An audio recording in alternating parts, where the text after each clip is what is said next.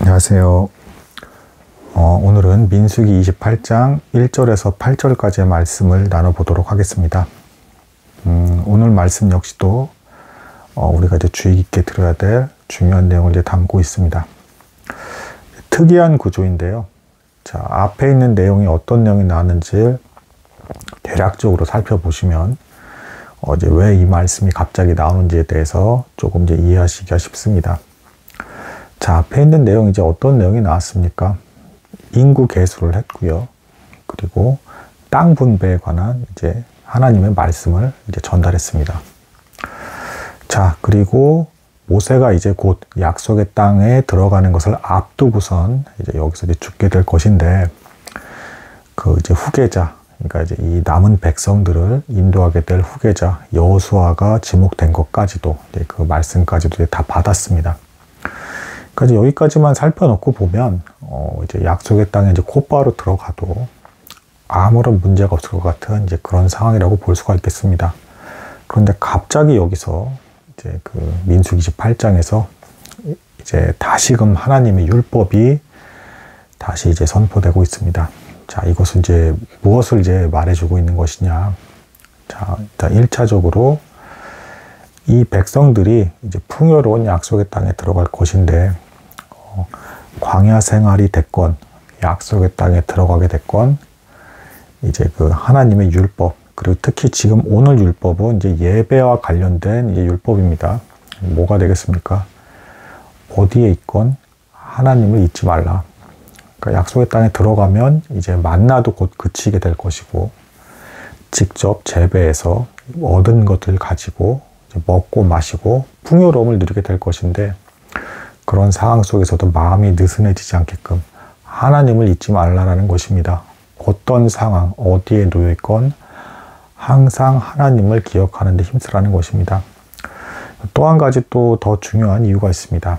그것은 이제 약속의 땅에 들어갔을 때 정복 전쟁을 벌이는 과정 속에서 이방 족속들의 이 타락한 문화와 이제 습성들을 이제 보게 될 것이고 영향을 받게 될 것인데, 거기서 결코 영향을 받지 않고 하나님을 반복적으로 더욱더 기억해서 거룩함을 지키라. 이제 그런 의미에서 갑자기 이 민수기 28장 1절에서 8절까지의 말씀, 그 이후에 이제 율법의 내용들이 반복적으로 나오는 것이라 이제 볼 수가 있겠습니다. 자, 특히 오늘 이제 1절에서 8절의 말씀을 보면 더욱더 하나님께서 결코 나를 잊지 말고 내 앞에서 믿음으로써 항상 율법을 지키면서 살으라라는 의도가 담긴 것 같다라고 보여지는, 의도가 명확히 보여지는 게 그 많은 율법의 내용 중에서 가장 첫 번째로 나온 내용이, 자, 이제 상번제와 하번제를 드리라라는 내용입니다. 그러니까 하루에 이제 시작인 아침과 이제 밤, 이제 저녁 무렵에 드리는 이 제사, 이 두 제사를 잊지 말고 드리라는 것으로부터 먼저 시작을 하고 있어요. 그러니까 뭐가 되겠습니까? 시작과 끝에 있어서도 항상 하나님을 기억하라. 이 제사 율법 절차를 지키는 중에 나를 기억하라라는 것입니다. 그래서 이제 어린 순양, 그러니까 1년 된 흠없는 어린 순양, 예수 그리스도를 예표하는 이 희생 제사를 드리고, 거기에 추가로 이어지는 내용이 소제를 드리라라는 이제 말씀이 나옵니다. 자, 소제는 뭐 기억하실 분은 기억하시겠지만 곡식을 빻아서 이제 드리는 제사라고 드렸습니다. 곧 나의 노력에 이제 그 결과물까지도 하나님의 것이라는 것을 인정하면서 그 가운데서 일부를 이제 빻아서 드리는 것입니다. 내가 전적으로 빠져서 하나님께 드립니다라는 의미를 갖고 있기도 합니다. 그리고 여기서 이 소제에 대한 이제 말씀이 나온 뒤에 다시금 추가가 되는 이제 그 예배 절차가 있는데 바로 전제입니다. 독한 독주를 이제 드리는 것입니다. 근데 이제 전에도 제가 말씀을 드렸지만, 이제 뭐 제단, 이제 그 고기를 태우는 이제 화제로 드리는 그 제단에다가 술을 붓는 것이 아니라 이제 벽 쪽에다가 이제 그 술을 붓는 것이다라고 제가 말씀드렸습니다. 왜냐하면 이제 제단에 있는 불은 꺼지면 안 되기 때문에 그렇습니다. 자, 그럼 이제 이 전제가 의미하는 바는 또 역시 무엇이냐? 자, 그 사도 바울의 이제 신약에서의 말씀을 빌어서 보통을 해석을 하자면, 나의 모든 찌꺼기, 그러니까 여기서 이 술, 독주는 보통 이제 찌꺼기라든가 남은 무언가를 이제 상징하는 경향이 있는데, 내가 갖고 있는 남은 모든 것까지도 전적으로 하나님께 드리겠습니다 라는 의미를 담고 있는 것입니다. 자, 그러니까 이제 곧 갈라디아서 2장 20절의 말씀이 지금 오늘의 이 예배와도 그대로 연결된다라고 이제 볼 수가 있겠습니다. 내가 그리스도와 함께 십자가에 못 박혔고, 그래서 이제 내가 사나 죽으나 그리스도와 함께 하나가 되었다라는 그 갈라디아서 2장 20절의 말씀의 그 의미.